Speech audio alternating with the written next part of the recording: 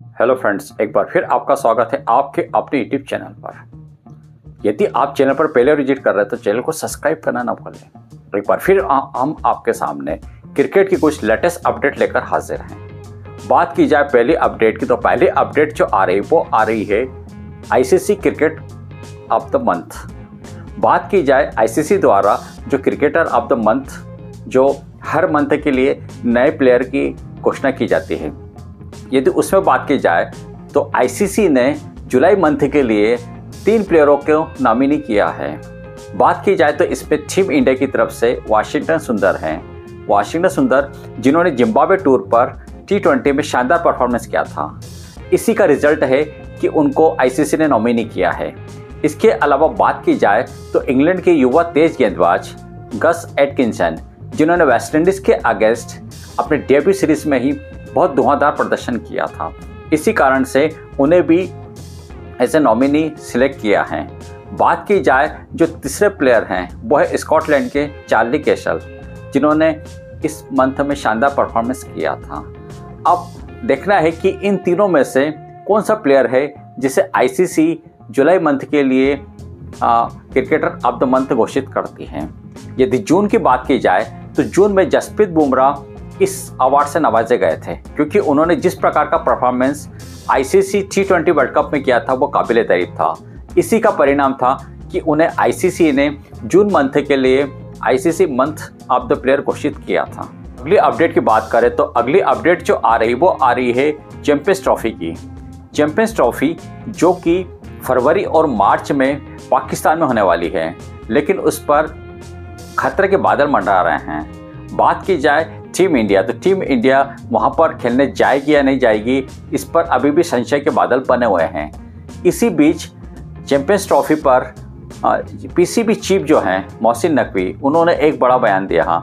उन्होंने अपने ऑफिसर से कहा कि आप चैंपियंस ट्रॉफी से रिलेटेड, खास करके यदि टीम इंडिया के आने पर आप किसी प्रकार का कोई भी स्टेटमेंट नहीं दें, क्योंकि इससे अफवाहें बनती हैं और कहीं ना कहीं एक नेगेटिव जो इफेक्ट वो बनता है। इसलिए मोहसिन नकवी ने कहा है कि इस प्रकार के कोई भी स्टेटमेंट उससे रिलेटेड नहीं दे। अगली अपडेट की बात करें तो अगली अपडेट जो आ रही वो आ रही है T20 वर्ल्ड कप।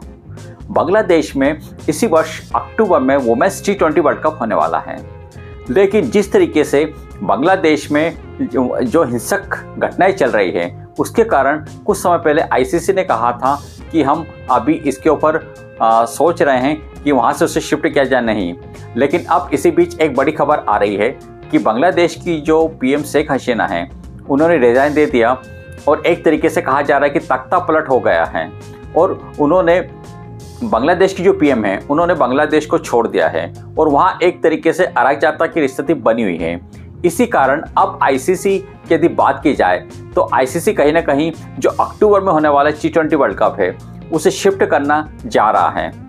और सबसे बड़ी पॉसिबिलिटी यदि है तो वो है कि बांग्लादेश के बिल्कुल पास में इंडिया है, और ऐसा कहा जा रहा है कि यह women's T20 world cup India में हो सकता है। और वाकई में यदि T20 वर्ल्ड कप इंडिया में होता है तो इंडिया में इससे अच्छा माहौल नहीं मिल सकता है, क्योंकि इंडिया में जिस प्रकार से क्रिकेट को पूजा जाता है उससे लगता है कि यह T20 वर्ल्ड कप यदि इंडिया में होता है तो इसके सक्सेस होने के बहुत सारे कारण होंगे। अब देखना है कि T20 वर्ल्ड कप इंडिया में होता है या और कहीं। अगली अपडेट की बात करें तो अगली अपडेट जो आ रही है वो आ रही है जोगिंदर शर्मा की। जोगिंदर शर्मा जिन्होंने टीम इंडिया को पहला T20 वर्ल्ड कप अपनी बॉलिंग के बल पर जिताया था, उन्होंने जो लास्ट ओवर डाला था पाकिस्तान के अगेंस्ट 2007 के T20 वर्ल्ड कप के फाइनल में, वो वाकई में काबिले तारीफ था। इसी के बल पर उन्हें हरियाणा पुलिस में डीसीपी की पोस्ट मिली है। अब बात की जाए जोगिंदर शर्मा की, तो जोगिंदर शर्मा ने गौतम गंभीर के बारे में एक बड़ा स्टेटमेंट दिया है। उन्होंने कहा कि गौतम गंभीर और हम दोनों ने 2007 का T20 वर्ल्ड कप साथ में खेला है और मैं गंभीर के नेचर को पूरी तरीके से जानता हूँ। वे साफ बोलने वाले पर्सन हैं, वो किसी के भी पीठ पीछे नहीं बोलते, उन्हें जो भी कुछ बोलना वो बिल्कुल सामने जाके बोलते हैं, और वे थोड़े गुस्से में भी रहते हैं। हो सकता है कि उनके डिसीजन किसी प्लेयर को, मैं विराट कोहली की बात नहीं कर रहा हूँ, किसी भी प्लेयर को उनके जो फैसले होते हैं उससे वो नाराज़ हो सकते हैं। तो इसलिए मुझे लगता है कि गौतम गंभीर टीम इंडिया के हेड कोच ज़्यादा समय तक नहीं रह पाएंगे, क्योंकि जिस प्रकार से उनका नेचर है उससे नहीं लगता मुझे कि गौतम गंभीर ज़्यादा समय तक टीम इंडिया के हेड कोच बने रहेंगे।